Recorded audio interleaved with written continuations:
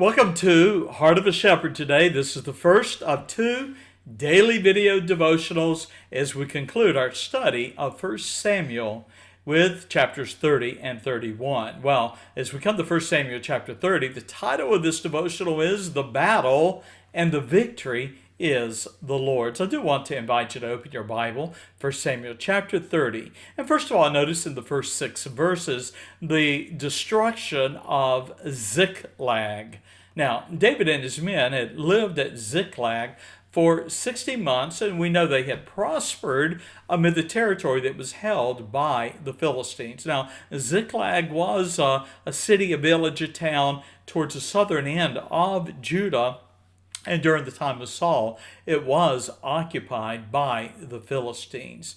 However, a tragedy would strike Ziklag, that town, when David and his men actually accompanied King Achish and his Philistine army to the battlefront against Israel.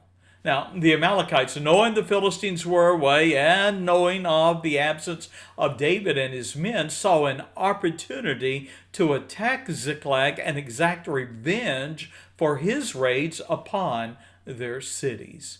Well, with the men away, the Amalekites encountered no opposition, and they took away the women, sons, and daughters, and they burned the city.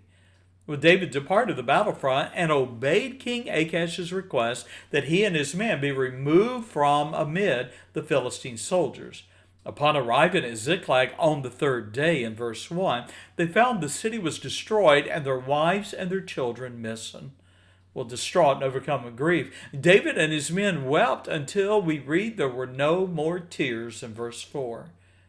Grief, however, soon turned quickly to bitterness as David's men set upon whom to blame. And we read that David was greatly distressed in verse 6, for the people spake of stoning him. Wow, what a picture of the fickle nature of men and women. Now, as you look at verse 7 and 8, we have David's consultation with the Lord. Now, David's response to accusations and threats is instructive for us, for we read that in his distress, in verse 8, David encouraged himself in the Lord, his God. In other words, he found his strength in the Lord. He then commanded Abiathar, the priest, to bring the ephod, the breastplate of the high priest. Then David, we read, inquired at the Lord, and the Lord answered him, saying in verse 8, Pursue, for thou shalt surely overtake them, and without fail recover all. Now, we have in verses 9 through 15, David's pursuit of the Amalekites. Now, David obeyed the Lord without hesitation, and with his troop of 600 men followed after the Amalekites in verse 9. Well, exhausted from 3 days of travel already from the battlefront and the emotional toll of their families being taken, we read that 200 of the 600 men of David became faint along the way and were left behind. However, David continued pursuing their families in verse 9 and 10. Now, they came upon an Egyptian slave in verse 11 through 15, whose master had abandoned him without food or water, while reviving him with nourishment. The man, the Egyptian slave, agreed to lead David and his men to the Amalekite camp with the assurance that his life would be spared. Now, the attack and the victory of the Amalekites we find recorded in verse 16 through 20. Now, finding the Amalekites celebrating the spoils they had taken from Ziklag, David and his men, we read, attacked them at night. In fact, from the twilight, that is from the darkness, even unto the evening, the setting of the sun of the next day. And we read there escaped not a man of them, except for, save 400 young men, which rode upon camels and fled.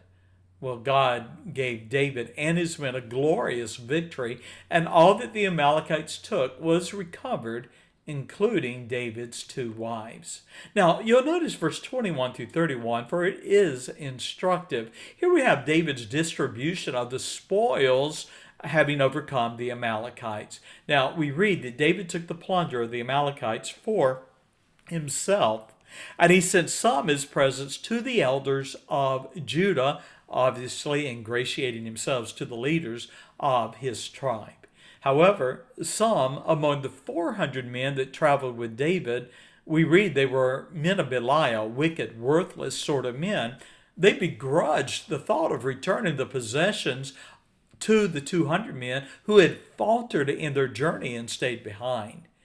David, however, intervened and he reminded those complainers that it was the Lord that gave them victory and saved their wives and children.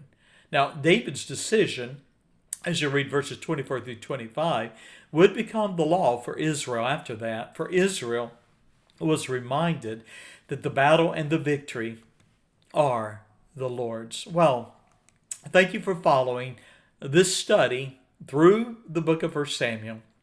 It's been my joy to share with you the daily devotionals.